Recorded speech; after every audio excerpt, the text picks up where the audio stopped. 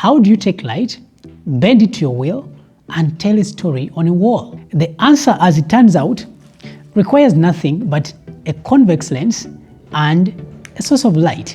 Today, we are going to build a fully functional projector, and by the time we finish, you will also understand how it works. Let's begin. So here's everything you need, and I promise you probably have all these items at home. Number one, you need cardboard. Now this is what we are going to use to make the casing of our projector. You'll need a smartphone, and this smartphone will act as our source of light and also what we are going to project on the screen.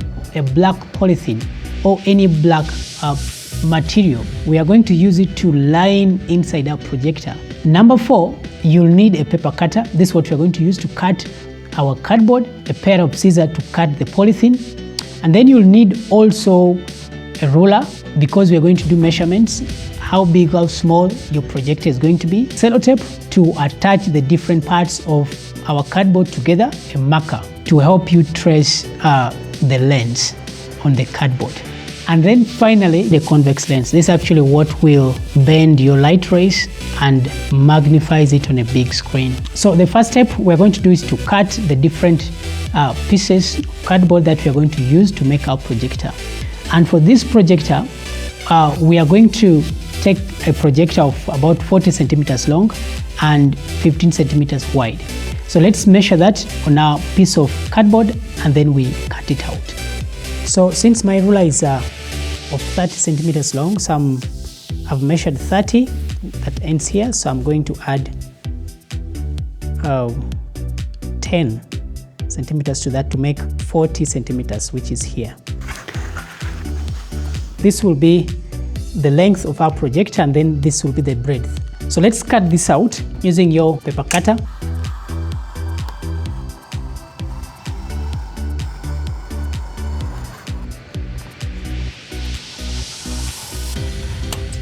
We'll need up to 4 faces of this same size. So I'm going to put it back on this large piece and simply trace it so that I'm sure it is of the same size. Okay, so there we are, and then you'll cut it as well.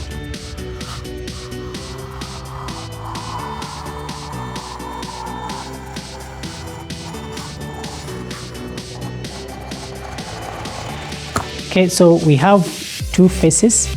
Now the next thing will be to cut another face, so I'll need to trace again. Maybe let's just make the final piece as well.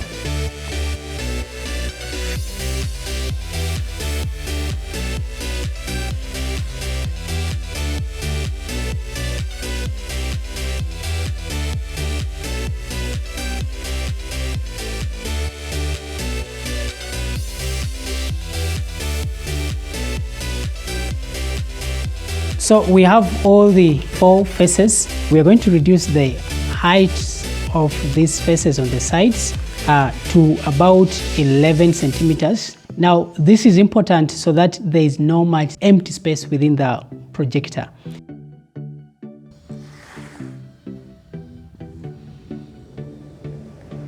So I will draw a line to just mark this area so that I can cut it. Okay, let's do that for another face of the side.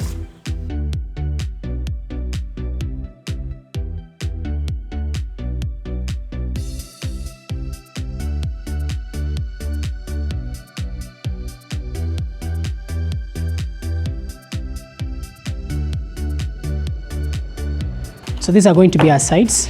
We have the bottom, the sides, and then we also have the top. Now the remaining parts are these shorter ends. So we are going to measure. Now we know that it should be of length about 15 centimeters, and then it should be of height about 11 centimeters. So let's measure that from our large piece of cardboard.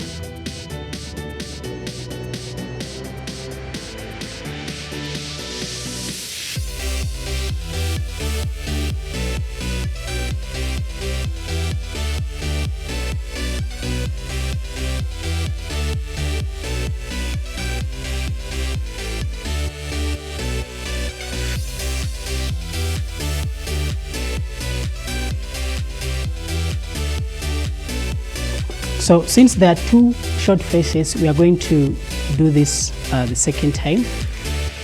So it's now easier. I will simply put it here and trace it. Now we have all the faces of our projector ready. Our next step will be to get one of the short pieces of our projector, which is this, and we are going to get the lens and trace it so that we can cut that piece out. So using your marker, trace it. Make sure that your lens is placed approximately at the center of the face. So there we have the shape of the convex lens that we are using. So we'll move on and then we'll cut it out. Here we have our short face and the shape of the lens is cut out. Our next step will be to get a polythene bag and we cut it open using a pair of scissors.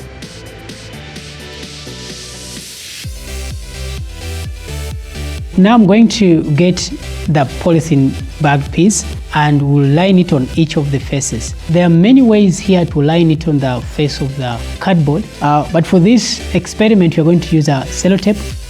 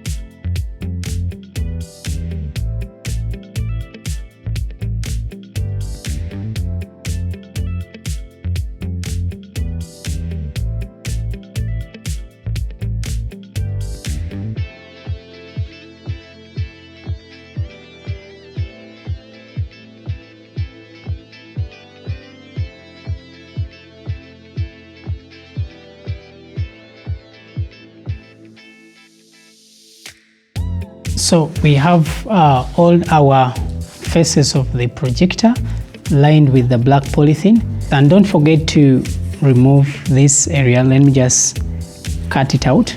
And the next step we are going to do is to attach them together to form a box, which will be our projector. So to do this, we are going to use sellotape. So as I said earlier, you can even use hot glue to attach the parts.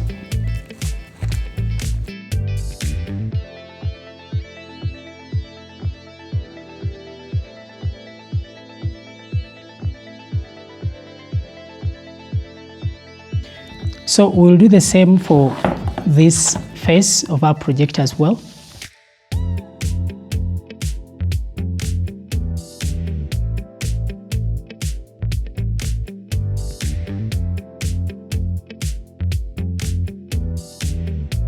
Okay, so we have the two faces attached.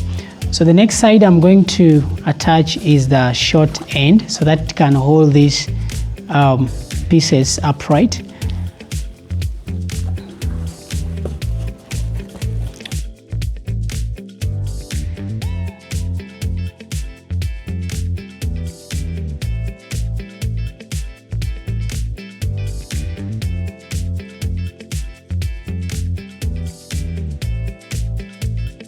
So let's have the second last face, which is this one.